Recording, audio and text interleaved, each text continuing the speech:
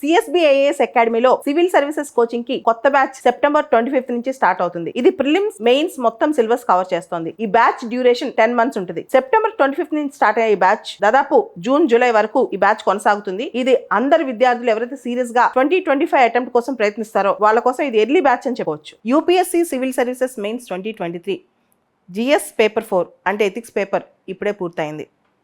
Ethics పేపర్లో మనకు తెలుసు 250 మార్క్స్కి అన్ని పేపర్స్ లానే ఇక్కడ 130 మార్క్స్కి థియరీ క్వశ్చన్స్ వచ్చాయి, 120 మార్క్స్కి కేస్ స్టడీస్ వచ్చాయి. ఈ 130 మార్క్స్ థియరీ క్వశ్చన్స్ ఒక్కొక్క క్వశ్చన్ 10 మార్క్స్ అనమాట. All questions are compulsory. 150 wordsలో ఒక్కొక్క క్వశ్చన్కి ఆన్సర్ రాయాలి. ఇప్పుడు ఒక్కొక్క క్వశ్చన్ చూసి ముందుగా ఈ సెషన్ మొత్తం థియరీ క్వశ్చన్స్లో ఒక్కొక్క క్వశ్చన్ చూసి క్వశ్చన్ అనలైజ్ చేద్దాం.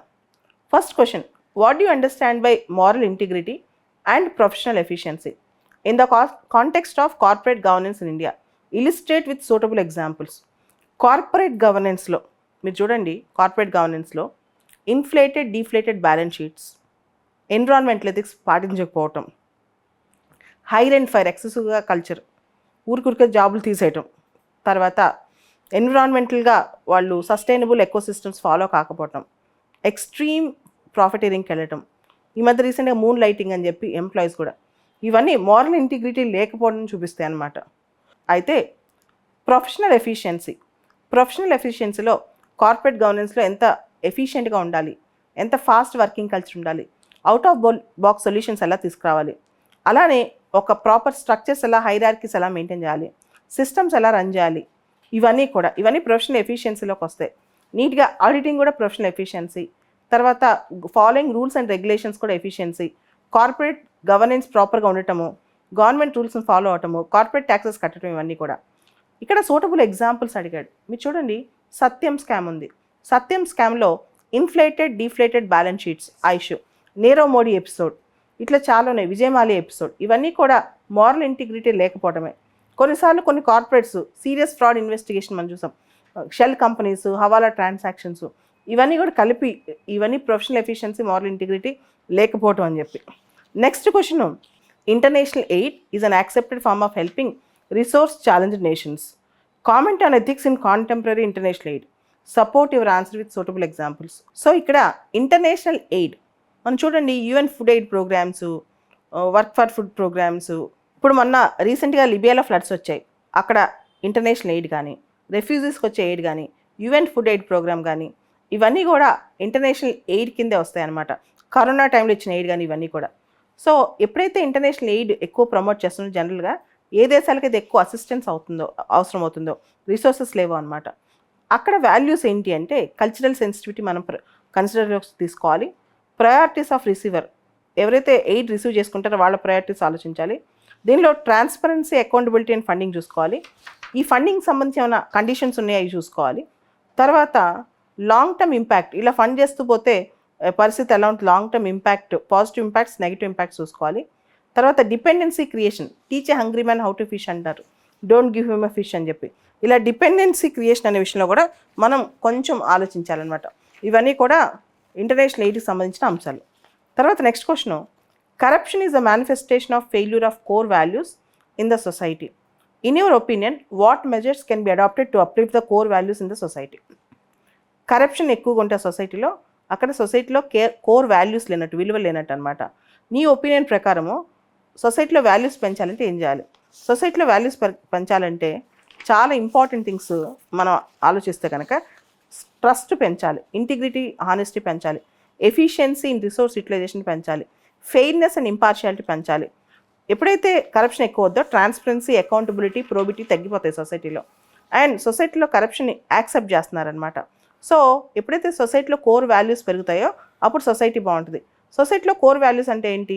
భయం పెరగాలి first, strengthening of laws, ethical competence పెరగాలి, విజిల్ బ్లోయర్స్ పెరగాలి, జ్యుడిషియరీ స్ట్రిక్ట్గా ఉండాలి, పబ్లిక్ అవేర్నెస్ పెరగాలి, ఫినాన్షియల్ ప్రూడెన్స్ కూడా బెటర్ అవ్వాలి, సోషల్ ఆడిటింగ్ పెరగాలి, and e governance, digitisation of all records ఇవన్నీ కూడా ఎక్కువగా డిజిటైజేషన్ పెరగాలన్నమాట. ఆటోమేటిక్గా పెరుగుద్ది. సొసైటీలో కోర్ వాల్యూస్ పెరగాలంటే రోల్ మోడల్స్ పెరగాలి, ఎథికల్ లైఫ్ని ప్రమోట్ చేయాలి, మోరల్ అవేర్నెస్ని ప్రమోట్ చేయాలి, ఎథికల్ కాంగ్రియస్తో ఉన్న వాళ్ళకి లైఫ్లో రివార్డ్స్ రావాలి. పీపుల్స్ పద్మ అని చెప్పి కొత్త కాన్సెప్ట్, అండ్ పద్మ అవార్డ్స్ కూడా చాలా common people who followed some values in life. ఈ మధ్య అలాంటి ట్రెండ్స్ బయలుదేరుతుంది అనమాట. ఇంతకుముందు వరకు మెటీరియలిజం వైపు వరల్డ్ ఉండేది, ఇప్పుడు కాస్త వాల్యూ బేస్డ్ లైఫ్ కూడా రెస్పెక్ట్ దొరుకుతుంది. అబ్దుల్ కలాం గారు లాంటి జీవితాలను కూడా వాళ్ళ ఆశయాల్ని మనం ముందుకు తీసుకెళ్ళగలగాలి. ఇలాంటివన్నీ రాయాలన్నమాట. Next question, in the context of work environment differentiate between coercion and undue influence with suitable examples. ఇక్కడ వర్క్ ఎన్విరాన్మెంట్లో, పని సంస్కృతిలో coercion and undue influence with examples అన్నాడు. కోయర్షన్ అంటే ఫోర్స్ చేసి పని చేయించుకోవడం, ఫోర్స్. అన్డ్యూ ఇన్ఫ్లుయెన్స్ అంటే ప్రభావితం చేసి. కొన్నిసార్లు అన్డ్యూగా ఇన్ఫ్లుయెన్స్ మామూలుగా కాకుండా అనవసరంగా కూడా వాళ్ళపైన ప్రభావితం చేయటం అనమాట. సో కోయర్షన్ అంటే భయము, ఒక రకమైన ఫోర్స్ ఉంటుంది. అన్డ్యూ ఇన్ఫ్లుయెన్స్లో ఫోర్స్ ఉంటుంది కానీ ఒక ఇన్ఫ్లుయెన్స్ ఉంటుంది అనమాట. సో రెండింటికి డిఫరెన్స్ ఏంటంటే, మీరు కనుక 5 days లోపల వర్క్ కాకపోతే, 5 రోజుల లోపల ఈ వర్క్ టార్గెట్ పూర్తి చేయకపోతే మీకు ప్రమోషన్లు ఆగిపోతాయి. ఇది కోయర్షన్. అన్డ్యూ ఇన్ఫ్లుయెన్స్ అంటే, మీరు కనుక 5 daysలో వర్క్ చేస్తే మీకు స్పెషల్గా ఒక బోనస్ ఇప్పిస్తాను. ఇది అన్డ్యూ ఇన్ఫ్లుయెన్స్ అనమాట. సో ఫస్ట్ మీకు బేసికల్గా కోయర్షన్కి అన్డ్యూ ఇన్ఫ్లుయెన్స్కి తేడా తెలియాలి. తెలిస్తే ఈజీగా రాస్తారు. కోయర్షన్ అంటే ఎగ్జర్టింగ్ సమ్ ఎగ్జర్టింగ్ సమ్ ఫోర్స్, కొంత ఫోర్స్ని ఎగ్జర్ట్ చేయటం, కొంత డ్యూరస్ అంటే కొంత భయభ్రాంతులకు వాళ్ళని గురి చేయడం అనమాట. అన్డ్యూ ఇన్ఫ్లుయెన్స్లో భయం ఉండదు, కానీ ఒక రకమైన ఇన్ఫ్లుయెన్స్, ఎక్స్ట్రా ఆశ కానీ ఏదైనా పెడతారనమాట. దాన్ని అన్డ్యూ ఇన్ఫ్లుయెన్స్ అంటాం. సో ఇఫ్ యూ సీ మొత్తం వర్క్ ఎన్విరాన్మెంట్ సంబంధించి చూస్తే కనుక coercion usage of threat to achieve certain goal. Undue influence is also having influence on others అనమాట. కోయర్షన్ కొన్నిసార్లు నెగిటివ్ ఇన్ఫ్లుయెన్స్, అన్డ్యూ ఇన్ఫ్లుయెన్స్ కొన్ని సందర్భాల్లో పాజిటివ్ ఇన్ఫ్లుయెన్స్ వేస్తాయి. ఇవన్నీ కూడా కలిపి ఆన్సర్లో రాయాలి. నెక్స్ట్ క్వశ్చన్, 3 quotes ఇచ్చాడు. ఒక్కొక్క కోట్ సంబంధించి what do each of these quotations convey to you in the present context. What do each of these quotations convey to you in the present context. వీటిలో ఒక్కొక్క కొటేషను నీకు ఎలా అర్థమవుతుంది, modern day కాంటెక్స్ట్లో ఒక్కొక్క quotation ఎలా అర్థమవుతుంది అని.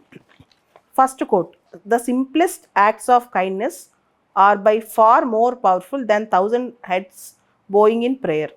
అంటే the simplest acts of kindness are by far more powerful than 1000 heads bowing in prayer. Mahatma Gandhi. అంటే చిన్న చిన్న కైండ్నెస్, చిన్న చిన్న దయాగుణం గల పనులు ఎన్ని వందల ప్రేయర్స్ కన్నా కూడా అదే గొప్పవి అని చెప్పి. సో ఇక్కడ మదర్ తెరిసా ఒక మాట అంటారు, helping hands are always better than praying lips అని.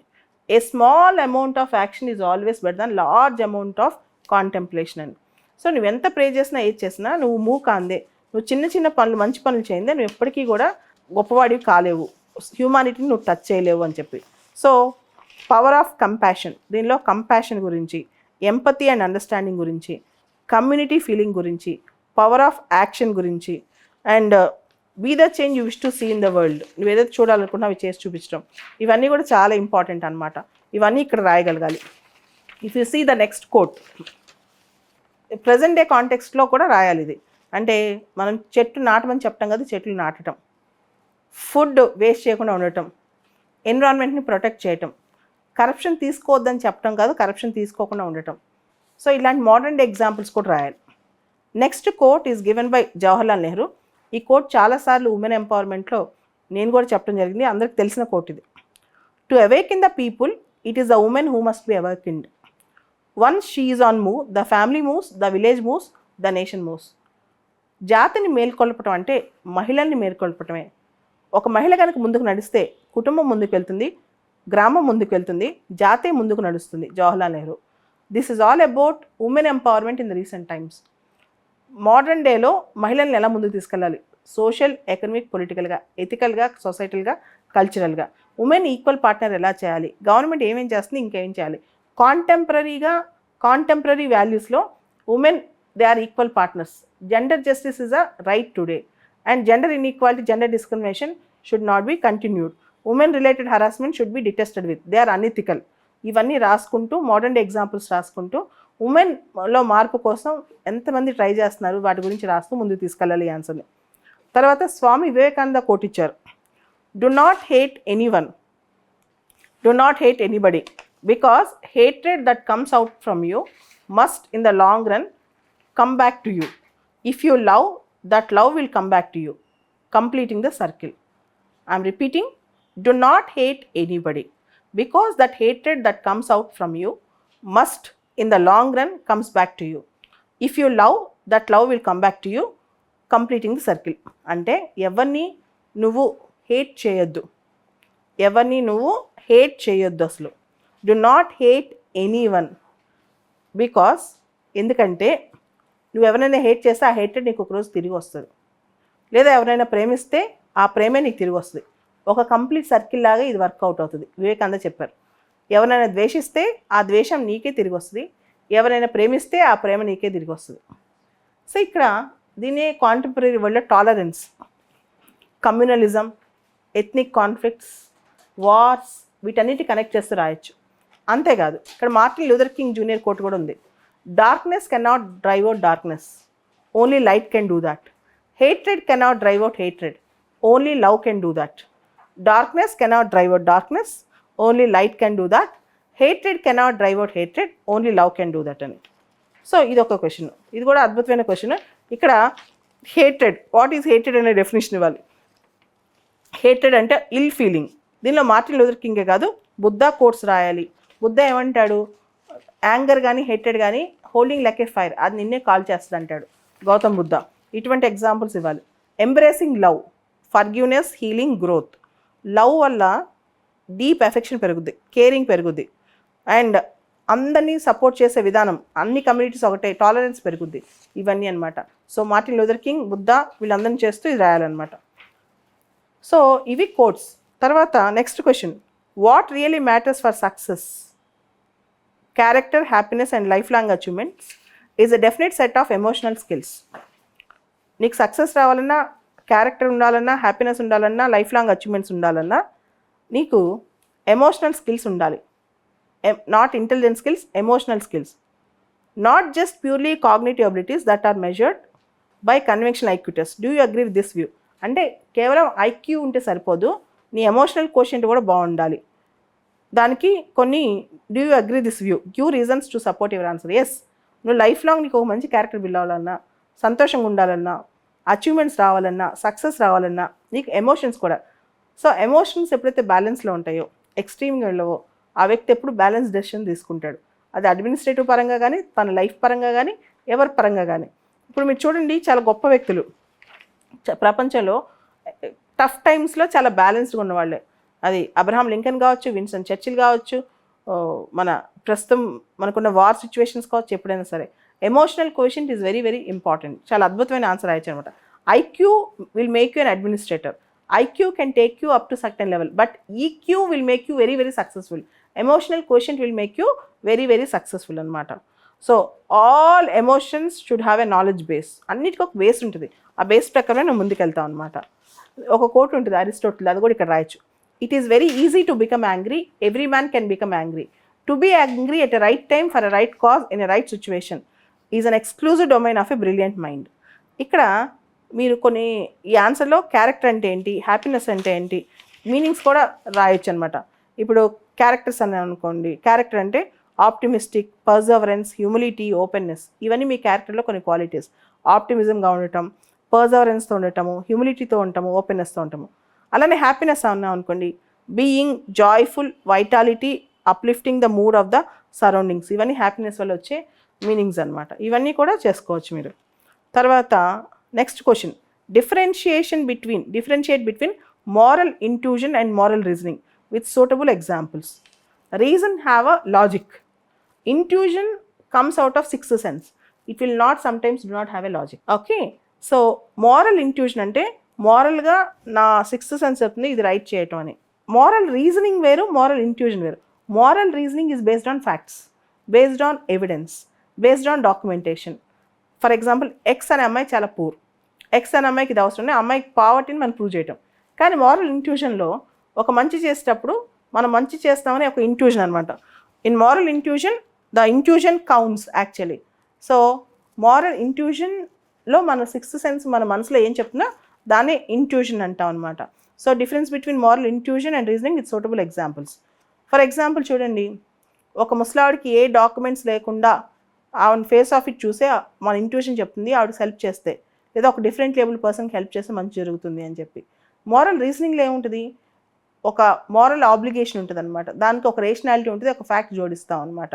ఫర్ ఎగ్జాంపుల్, ఒక అమ్మాయి దగ్గర ఆధార్ కార్డు ఉంది, బీపీఎల్ కార్డు ఉంది, ఆ అమ్మాయి అడ్రస్ ఉంది, అమ్మాయి బిలో పోవట్లేదని చెప్పింది, మనకు ఒకటి ఇస్తాం అనమాట. అలానే చాలా విషయాల్లో మనం ఫ్యాక్చువల్గా వెళ్తే, ఒక రీజనింగ్తో వెళ్తే, లాజిక్తో వెళ్తే అది మారల్ రీజనింగ్ అంటాం. ఇంకో లేకపోతే మారల్ ఇంట్యూజన్స్ అంటాం అనమాట. Moral intuition is an instantaneous act.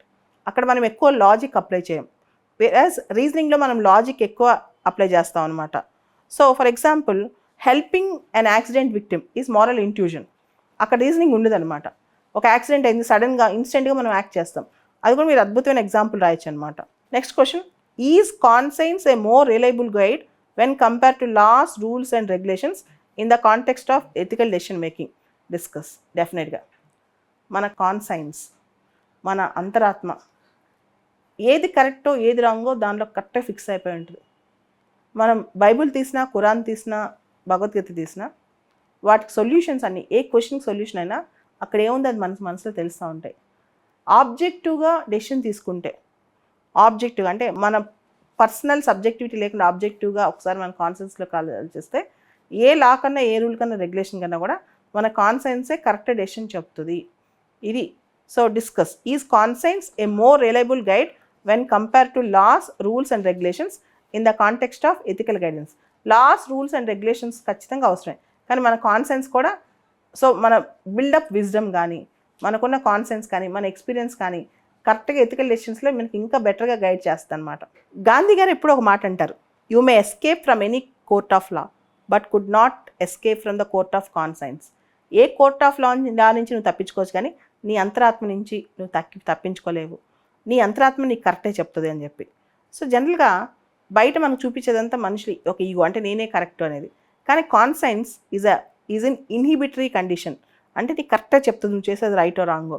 So conscience is the best court, conscience is the best judge, conscience is the best court, conscience is the best judge అని చెప్పొచ్చు. Next question, probity is essential for an effective system of governance and socio-economic development. Discuss. Probity is an essential for an effective system of governance and socio-economic development. Discuss. Probity అంటే highest form of integrity. ఏ సొసైటీలో అయితే highest form of integrity ఉంటుందో ఖచ్చితంగా అక్కడ governance, socio economic development బాగుంటుంది.